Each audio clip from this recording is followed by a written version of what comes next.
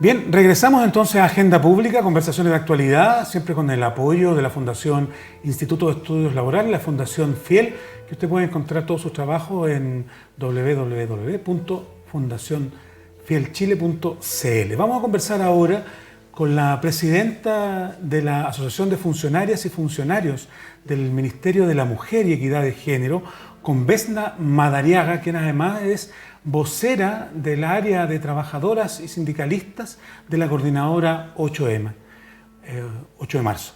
Vesna, bienvenida al programa. Muchas gracias por la invitación. Para nosotros es un agrado estar acá y poder compartir lo que ha sido esta gran movilización que hemos tenido, digamos, un alcance mediático a nivel mundial también con lo que ha sido la marcha del 8M y la huelga del día lunes 9 de marzo. Sí, dice internacional porque también hubo en varios medios el reconocimiento a nivel mundial que la movilización en Chile había sido la movilización más masiva, de mayor impacto, de todas las que se habían producido en todo el mundo, de distintas capitales, las distintas principales ciudades de los distintos países donde las mujeres se manifestaron, particularmente con este movimiento feminista.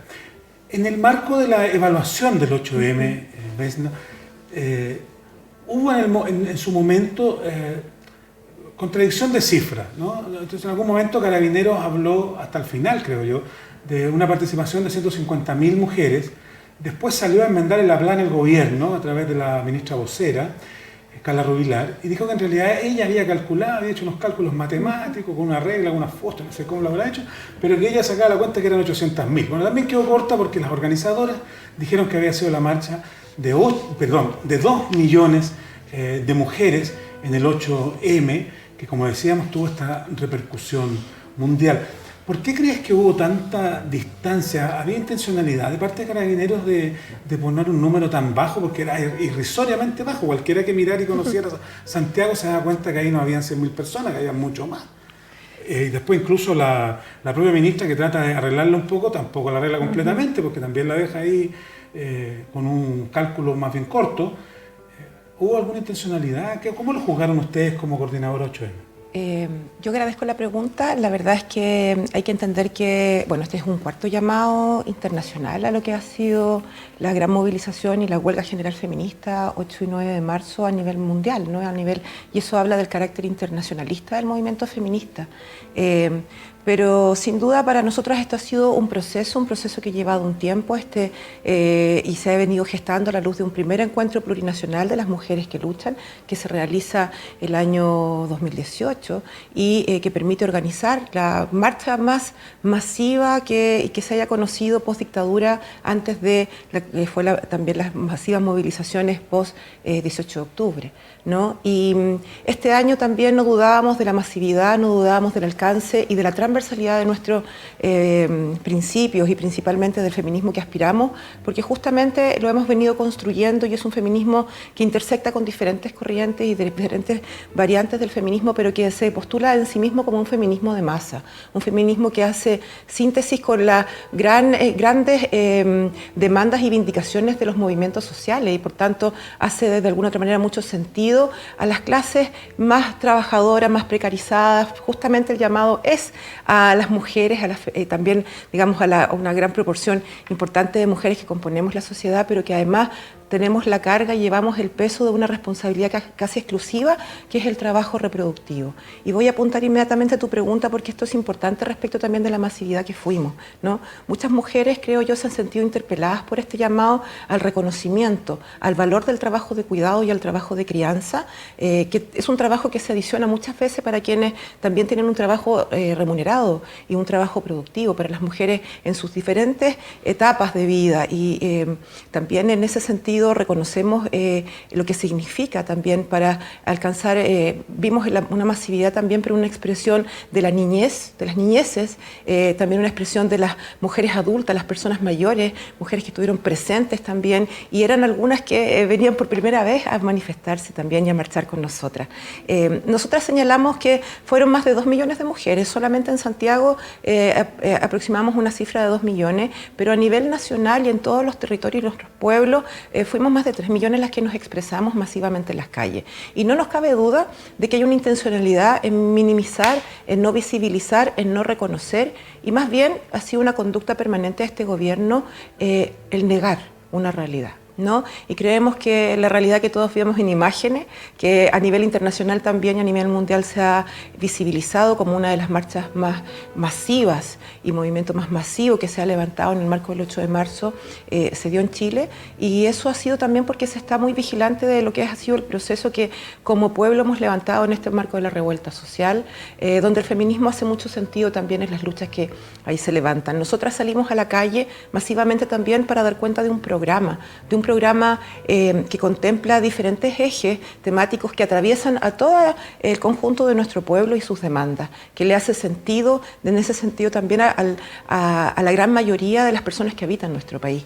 Y por eso hemos declarado que es un feminismo antirracista, anticolonial, anticarcelario, antitransfóbico, ¿no? Plurinacional, por sobre todas las cosas, ¿no? Y es un programa feminista que también está redactado, trabajado en una reflexión profunda que se dio en el marco del segundo encuentro plurinacional de las que luchan, que fue la preparatoria a esta gran huelga, que se dio en el mes de enero, y en ese marco, donde tuvimos la presencia de más de 3.000 mujeres feministas, lesbianas, trans, etcétera, de las diferentes expresiones también de las diversidades y de las disidencias sexogenéricas, elaboramos una plataforma de lucha que plantea también marzo y nuestra movilización y nuestra huelga general feminista como el inicio de una expresión mayor del pueblo movilizado en las calles, y entendemos que ese objetivo también ha estado presente en estos días.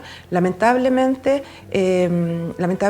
las mujeres y las feministas y las disidencias sexogenéricas hemos salido a expresar nuestro descontento, a ponernos en primera línea contra el terrorismo de Estado, porque es uno de los acuerdos fundantes también en este encuentro, donde no solo la coordinadora participó, sino que también otro conjunto de organizaciones sociales y feministas que han estado siempre en la lucha y la reivindicación de los derechos y las autonomías de las mujeres. Y también, en ese marco nosotras entendemos que también ha habido una intención de negar, pero también de castigar, ¿no? Esta expresión ciudadana, como el pacto patriarcal, ¿no? Las mujeres, cuando sobrepasamos los límites de lo esperado en el pacto patriarcal, ¿qué es lo que nos ocurre? Nos ocurre la violencia, cuando nos salimos de los esquemas y de los márgenes de lo heteronormado y de lo pactado también por este sistema cultural patriarcal. Creemos que también ha habido presencia un poco de eso, ¿no? Aquí nosotras señalamos una intencionalidad de los aparatos del Estado de violentar y de vulnerar y violar derechos humanos, y hemos levantado la voz también cuando esto ocurrió desde los primeros días de la revuelta, ¿no? Desde el mismo 17 de octubre en adelante, donde ha habido presencia, y lamentablemente son cerca de 200 las querellas en materia de violencia político-sexual que han afectado en un 46% de niñas. Es algo muy delicado, donde además la Secretaría de Estado, la autoridad máxima de este gobierno en la materia, guardó un silencio que fue y ha sido muy doloroso para las mujeres de nuestro país, donde ha habido una pérdida también en la confianza en la institucionalidad que debiera albergar esa protección y garantizar esos derechos desde la debida diligencia del Estado. Eso lo señalo en mi rol principalmente de presidenta de la Asociación Nacional de Funcionarias y Funcionarios del Ministerio de la Mujer y la Equidad de Género, con una responsabilidad en lo que digo, porque no solo hemos visto esta reacción de nuestra autoridad y que ha sido resentida por el conjunto de la sociedad, y no por eso el que se le solicite su renuncia desde el movimiento social es algo baladí, sino que hay una pérdida de legitimidad también en la institucionalidad que encabeza, y eso para nosotras, las funcionarias públicas, es algo tremendamente doloroso, para quienes sabemos que esta institución se crea justamente por la vindicación de las mujeres y la lucha de las mujeres en las calles, y por también hacer reconocimiento a las recomendaciones internacionales. Entonces, la conducta interna también de la autoridad ha sido muy similar. Hacia allá quería apuntar. Ha sido muy similar a lo que ha mostrado ese silencio indolente en algún minuto, donde se señala discursivamente que se hacen acciones, pero son respuestas que nos parecen insuficientes, más bien discursivas. Nosotras hemos vivido una serie de situaciones de maltrato institucional a la cabeza de la administración de la ministra Pla. Ella ha tenido la misma. Déjeme hacerle una pregunta, claro, a lo mejor para orientar lo que nos pueda contar. Se está refiriendo obviamente a la ministra del Ministerio de la Mujer y Equidad de Género, a la ministra Isabel Pla, que una de las críticas más demoledoras quizás es que ella durante durante todo el estallido social, como usted bien lo decía, por la violación de los derechos humanos, particularmente a mujeres, ¿no? Y a niñas, a estudiantes secundarios y a niños muy pequeños incluso, a niñas muy pequeñas, había mantenido un silencio, bastante extraño para una autoridad en el marco de su gobierno, porque si ella no está cómoda en el gobierno, no quiere hablar porque va a hablar en contra de lo que dice su gobierno, entonces ¿para qué está en el gobierno, no? Mi pregunta es, ya que usted también es dirigente de las funcionarias del ministerio y como dirigente también pública en este 8M, ¿ella ha tenido la misma actitud internamente de silencio, de estar escondida en su despacho, o internamente dentro del ministerio ha tenido una activación más bien de persecución, como suele pasar, no sé, de intentos de despido, de sumario, lo que suelen hacer las autoridades? Si la Isabel Pla, la ministra, no habla afuera, no se manifiesta y no se muestra internamente, ¿cómo se ha comportado? Bueno, yo quisiera decirle cosas agradables al respecto, pero lamentablemente nuestro diagnóstico como Asociación Nacional de Funcionarias y Funcionarios del Ministerio de la Mujer es bastante lamentable respecto de lo que ha sido el funcionamiento de esta autoridad, ¿no? Lamentablemente es primera vez que una ministra es cuestionada, una ministra de la mujer, ya sea en Cernam en su minuto, hoy del Ministerio de la Mujer y Cernamex también, el Servicio Nacional de la Mujer y la Equidad de Género. Esto lo hemos vivido como mecanismo de adelanto para las mujeres. Hoy día tenemos un ministerio, el ministerio también contempla un Servicio Nacional de la Mujer, el ex-Cernam, pero además tenemos otras instituciones que se relacionan y que forman parte de esta arquitectura de género, que tiene que ver, por ejemplo, con Prodemo y los programas que se ejecutan desde Prodemo. Y lo hemos conversado entre las diferentes dirigencias de los sindicatos. Tenemos en todas las instancias situaciones de maltrato institucional no investigadas. Lamentablemente, bueno, el ministerio fueron los primeros despidos que realizó este gobierno, se hicieron en el Ministerio de la Mujer y la Equidad de Género. Se despidió un 30% de la dotación prácticamente del Ministerio de la Mujer y la Equidad de Género. Estamos hablando de una dotación que además es muy pequeña, que tiene seremías a nivel nacional, pero con una baja dotación de personal, de donde el 35% eran personas que correspondían a la contrata nacional, casi el 80% eran trabajadoras, mujeres. Y en muchos casos, bueno, en casi todos se hizo un recambio, por decirlo de alguna forma, o se despidió y contrató a personas en cargos muy específicos como las secretarias de las autoridades regionales, de la Ceremi, las conductoras o conductores, y hoy día tienen funciones polifuncionales, pero más bien son personas de su confianza. Tenemos tutelas laborales en Antofagasta, donde, por ejemplo, el Juzgado de Letras de Antofagasta ha determinado sentencia respecto de vulneración de derechos fundamentales, una tutela laboral, principalmente por discriminación política, donde se les fuerza a las funcionarias, se les despide por no tener ninguna vinculación política, de hecho ya no tienen siquiera militancia en ninguna instancia, y hay una presión de su autoridad regional para, digamos, y discriminación derechamente por aquello, ¿no? Tenemos en Magallanes un sumario, bueno, tenemos en Magallanes una tutela laboral, principalmente por maltrato laboral de la Ceremi, a toda la totalidad de la dotación de la Ceremía. Estamos hablando y que estuvieron con enfermedad laboral calificada por la H, con licencia médica, hoy día todavía se encuentran en tratamiento por la H, que además de alguna otra manera tenemos un sumario sanitario porque nunca se activó un protocolo de vigilancia. Esta información se puso a la autoridad hace un año atrás, el juicio lo tenemos, la última audiencia de juicio la tenemos ahora el 26 de marzo en la región de Magallanes, y no ha habido una instrucción mínima de un sumario administrativo, de una investigación sumaria, nada referente al caso. Con mi compañera dirigente también de la asociación, que venimos de un periodo anterior de nuestra directiva, con Diva Millapani, que nos ha tocado también enfrentar esta administración y dar de alguna otra manera la pelea respecto de los despidos en el Parlamento y en diferentes instancias. Lo hemos estado denunciando porque eso además ha debilitado las políticas públicas que son de Estado y no son de gobierno. Nuestra autoridad, la autoridad de la ministra Pla, ha modificado programas que son muy importantes, se han perdido líneas estratégicas de trabajo, donde teníamos funcionarias con vasta experiencia, por ejemplo, en el ámbito de género y migración, que es una gran realidad en nuestro país y que debiera estar garantizado como política de Estado. Es una línea que desde la División de Políticas de Igualdad, donde yo ejerzo también mi trabajo, hoy día no existe y fue una de las funcionarias despedidas en mi primer año de gobierno. No ha habido una preocupación, un programa, un plan de trabajo, un programa específico, una política que aborde, una estrategia nacional que aborde el tema de la migración y la realidad que viven las mujeres migrantes. ¿Y en qué está entonces el Ministerio de la Mujer hoy día? Ustedes que lo ven, porque por mucho tiempo fue muy activo. De hecho, uno recordará, y todos podríamos recordar, que que en general las ministras del Ministerio de la Mujer tenían mucha exposición pública positiva, tenían mucho apoyo positivo, de hecho eran las que eran mejor evaluadas en los gabinetes de los gobiernos anteriores, y en esto se desconoce un poco en qué política pública están tratando de ejercer o implementar, pues una institución que ya es permanente en el Estado. Bueno, es complejo eso porque lo que son, de alguna otra manera, los objetivos bien estratégicos y los productos más estratégicos de nuestra institución, que en términos de lo que es avanzar hacia la erradicación de la violencia contra las mujeres, es algo que tenemos una responsabilidad por ley como ministerio que nos toca coordinar. Si bien el ministerio ha seguido funcionando en roles fundamentales como lo es la transversalización para la igualdad de género y principalmente la transversalización del enfoque de género en el conjunto de las políticas públicas, es una tarea en la cual el Ministerio ha continuado trabajando porque está asociado a ciertos instrumentos de gestión, como el PMG, por ejemplo, de género, y son que si bien ha tenido algunas modificaciones, de alguna otra manera hay un trabajo sostenido que han venido desarrollando las funcionarias públicas, que han estado también en la defensa irrestricta de las políticas de Estado, que son trabajadoras del Estado que vienen de años, incluso desde la Constitución, o de cuando se inicia, o se pone en funcionamiento el CERNAM en su minuto, ¿no? Hay una vasta trayectoria también en la experiencia de funcionarias y funcionarios del Ministerio, pero hoy día estamos reducidas también a funciones muy concretas, pero también hay un retroceso en los sentidos de entender las políticas públicas.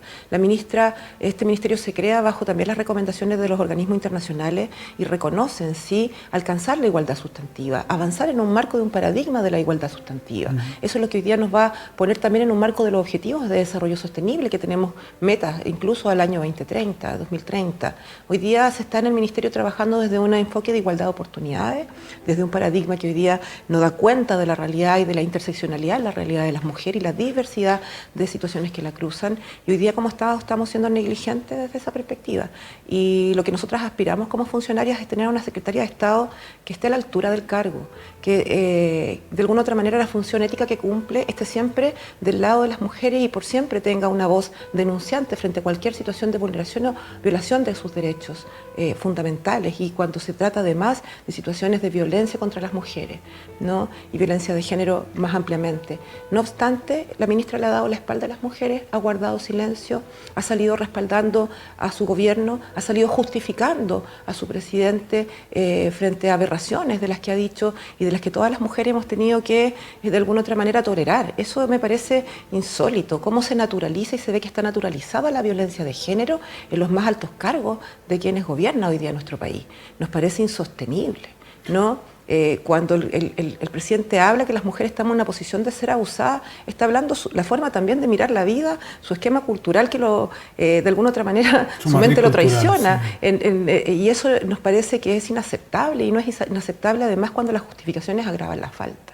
Y cuando no hemos visto con la misma celeridad salir a la secretaria o a la ministra a levantar la voz y a defender o a exigir que se garanticen los derechos de las mujeres y niñas que se manifiestan como un legítimo derecho y garantía a la protesta y a la movilización social. O sea, tenemos el legítimo derecho de reunirnos, de protestar y de señalar, porque vivimos, entre comillas, en una sociedad democrática que tiene hartas deficiencias, sin duda. Muchas consideramos que hoy día lo que estamos viviendo no es una democracia, sino es más bien un terrorismo de Estado. Y eso es lo preocupante, cuando las autoridades no están en el marco de lo que es su rol competente de Estado. Te quería consultar, uniendo estas dos cosas, quizás las políticas públicas y la movilización masiva, histórica que ustedes realizaron. Tú me decías que 2 millones en Santiago, más calculabas 1 millón adicional en el resto del país, 3 millones de mujeres movilizadas, más todo el respaldo ciudadano que probablemente ha tenido esta movilización, las personas que no pudieron ir a la marcha por una u otra razón. Varias de ellas estaban trabajando o estaban, como también les asigna el rol el patriarcado del cuidado en la casa, tampoco podían llegar y salir porque están cuidando al abuelito, no sé qué, al suegro, ya sabes. ¿Qué hay que hacer ahora? O sea, ¿qué tareas vienen? Porque ustedes han hecho una movilización, digamos, de 3 millones de personas. Tienen todo este apoyo popular, tienen todo este apoyo ciudadano, tienen estas propuestas de fin a la violencia, de trabajo digno, bueno, lo que conocemos en el programa, ¿no? Que a lo mejor tú también después nos puedes contar un poquito más detalle de los puntos que tiene el programa. en síntesis o dónde se puede encontrar para quien quiera estudiarlo un poco más. Pero ¿cómo visualizan ustedes como coordinadora 8 de marzo que podría continuar, darle continuidad a esta movilización de millones de mujeres?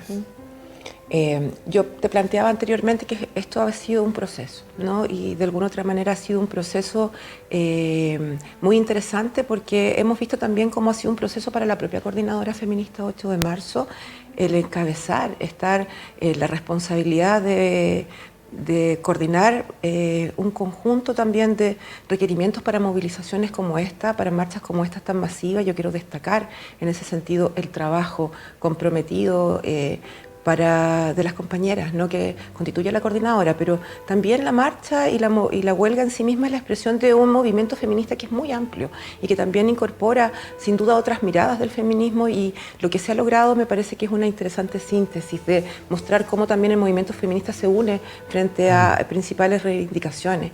Y lo que más se escuchó en la marcha, lo que más escuchamos las 2 millones que estuvimos y que también en un movimiento constante, porque muchas no permanecimos a lo mejor todo el tiempo en la marcha, algunas no alcanzamos a llegar, de alguna otra manera fue renuncia a Piñera, ¿no?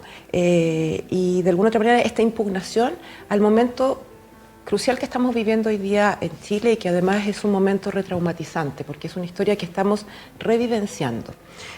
No obstante, sabemos que eso nos pone hoy día en una situación como movimiento feminista de un desafío importante, ¿no? Y eso tiene una responsabilidad política también importante. Nosotras tuvimos no solo una marcha masiva el 8 de marzo, sino que tuvimos una huelga general feminista el día lunes 9 de marzo, con una marcha que superó todas las expectativas, una marcha que no terminó en su fin y siguió y continuó, y lo que vimos ahí fue la expresión de muchas trabajadoras y también estudiantes, una síntesis que nos parece también muy interesante de cómo también las mujeres volvemos a estar en el protagonismo para decir no más impunidad, ¿no? Como también el rol que cumplimos las mujeres, o que cumplieron las mujeres y nuestras mayores también en pleno proceso de la dictadura cívico-militar, con el temor y el terror que nos decían que no saliéramos a las calles, que 1.700 carabineras nos iban a resguardar. Pudimos demostrar que que somos más y que de alguna otra manera nosotros también nos cuidamos y tenemos nuestros propios repertorios y mecanismos de protesta. Muestras de eso son las tesis que han recorrido el mundo y que también nos han puesto en una palestra de alguna otra manera desde esa mirada, ¿no? Pero sí, bueno, lo que tú preguntas, ¿cuál es la continuidad con lo que viene? Y en el marco de un proceso, nosotras estamos organizándonos principalmente como trabajadores y sindicalistas, que también nos preparamos, hicimos un proceso hacia la huelga, en las diferentes conexiones, vínculos y articulaciones con las grandes centrales de trabajadores. Yo quiero representar ahí también a la ANEF como la Agrupación Nacional de Empleados Fiscales, y principalmente por el aporte significativo que ha significado el adherir a esta huelga, a esta marcha, al igual que la CUT en su oportunidad, que también adhiere, ¿no? Pero quiero también señalar un conjunto de sindicatos y organizaciones y asociaciones que también, muy diversas del ámbito público y privado, pararon también, ¿no? Y que estuvieron en huelga. Y en eso rescatar las diferentes formas, más de 100 formas publicamos de hacer la huelga o de estar en huelga, y que eso estuvo presente. Por lo tanto, lo que nosotros llamábamos era irrumpir los espacios laborales. Muchas a lo mejor en ciertos momentos se abrazaron en sus espacios de trabajo porque no podían parar o no o estar en huelga derechamente efectiva, ¿no? Otras utilizaron la cinta morada, se hicieron diferentes intervenciones, y también vimos cómo desde el propio 8 los territorios se movilizaron para llegar también a las marchas, y al igual que el día lunes 9. En términos de continuidad, nos hemos planteado como trabajadores y sindicalistas avanzar hacia un 1 de mayo feminista. Ya el año pasado lo hicimos, realizamos una actividad que marcó un 1 de mayo y una conmemoración del Día del Trabajo, principalmente cuestionando el valor del trabajo, el valor y el tiempo en el trabajo, porque somos nosotras las mujeres las que los domingos igual trabajamos, ¿no? Donde está el trabajo reproductivo. Muchos de los sectores feminizados que trabajan productivos los días domingos son de mujeres, el sector salud, también educación. Había huelga de consumo. También había huelga de consumo. Todos somos buenos para ir. Y nosotros sabemos que ahora se nos viene un proceso de encabezar un 1 de mayo, levantar un 1 de mayo en todos los territorios, porque el alcance territorial y regional que tuvo esta marcha y esta huelga fue muy potente. Y creemos que eso es algo importante. Y obviamente estamos en el marco de un proceso constituyente. Y sin duda ahí tenemos mirada, una apuesta, una propuesta y un programa con el cual tenemos que contribuir a un proceso constituyente. No me estoy refiriendo específicamente al mecanismo, ni me estoy refiriendo a, digamos, al plebiscito concretamente, ¿no? Me estoy refiriendo a este proceso constituyente que nosotras creemos como mujeres y feministas y disidencias también sexogenéricas hemos venido impulsando desde mucho antes del 18 de octubre, cuando nosotras llamábamos justamente a erradicar la precarización de la vida. Hoy día a todo el mundo le está haciendo sentido lo de la precarización de la vida. Y es una consigna que surge también desde nuestro feminismo. Cuando hacemos un llamado a huelga, todos se horrorizaban, ¿cómo vamos a parar una huelga? Bueno, hoy día la huelga se hizo posible, con diferentes formas de expresión. Pero fuimos capaces de movilizar aquello y también creemos que somos capaces de movilizar el futuro de este territorio, de este país que habitamos, todas las mujeres, indistintas, digamos, desde nuestros orígenes, nacionalidades, Déjame diversidad. hacerte una pequeña inflexión a propósito de la conducción común o este espacio comunitario donde convergen varias organizaciones más allá de las que están en la coordinadora 8M. Hasta donde yo entiendo, ustedes hasta hace un tiempo, en el marco del estallido social, incluso antes, habían sido parte de la Mesa de Unidad Social. No recuerdo bien si fue en enero o en enero. Ustedes decidieron salirse de la Mesa de Unidad Social. ¿Qué van a hacer ahí? Porque había una articulación con otras organizaciones sociales. ¿Van a seguir solas como coordinadora 8M? ¿Van a volver a tratar de reunirse o reubicarse con la Mesa de Unidad Social? ¿Van a intentar empujar otra articulación distinta? ¿Qué han pensado hasta ahora? Bueno, es importante nosotros aclarar que hemos sido parte gestante de Unidad Social. Estuvimos desde sus inicios, desde julio, y cuando además se llama también a la gran paralización del 5 de septiembre, nos cansamos, nos unimos, fuimos parte, ¿no? Y siempre fuimos parte porque siempre nos entendimos parte de un contexto de demanda y de movilización social amplia. Y entendíamos que también nuestra apuesta, nuestra propuesta, nuestro programa y nuestra fuerza era relevante para revitalizar el movimiento social. Y por eso estuvimos en ese espacio. Y estuvimos largo tiempo, ¿no? Estuvimos siempre desde dentro, cuando eran poquitas las organizaciones que participábamos, y posterior al 18 de octubre, la revuelta con el incremento de organizaciones que ingresan a Unidad Social.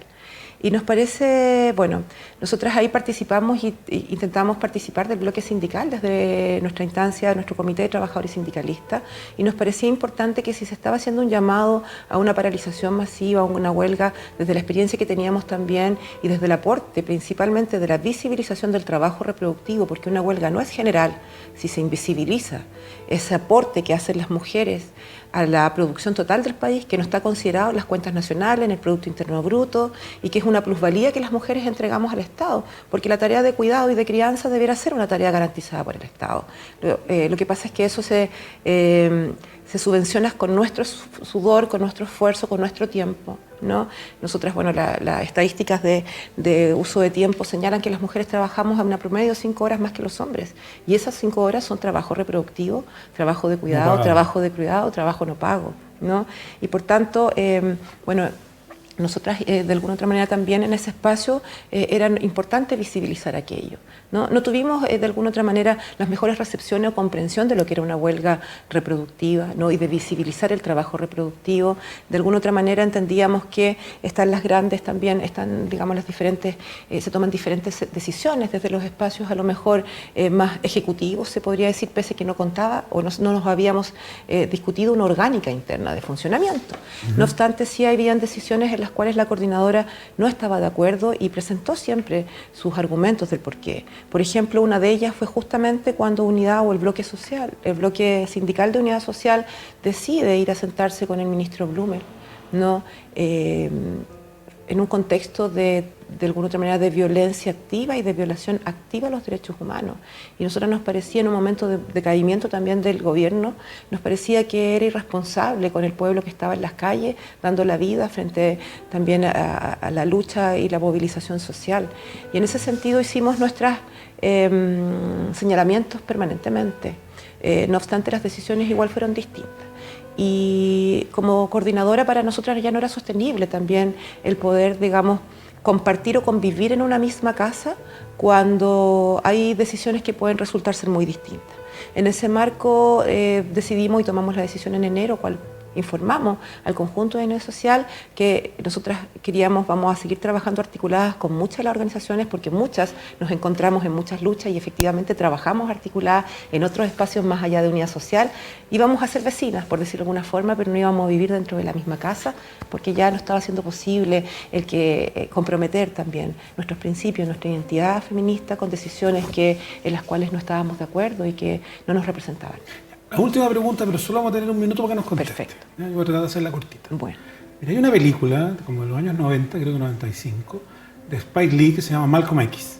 Yeah. Malcolm X. Malcolm X es un dirigente negro en Estados Unidos muy radical, que después se hizo al Islam, se convirtió al Islam, y dirigió por mucho tiempo los movimientos de resistencia y los derechos de la negritud o de los afroamericanos.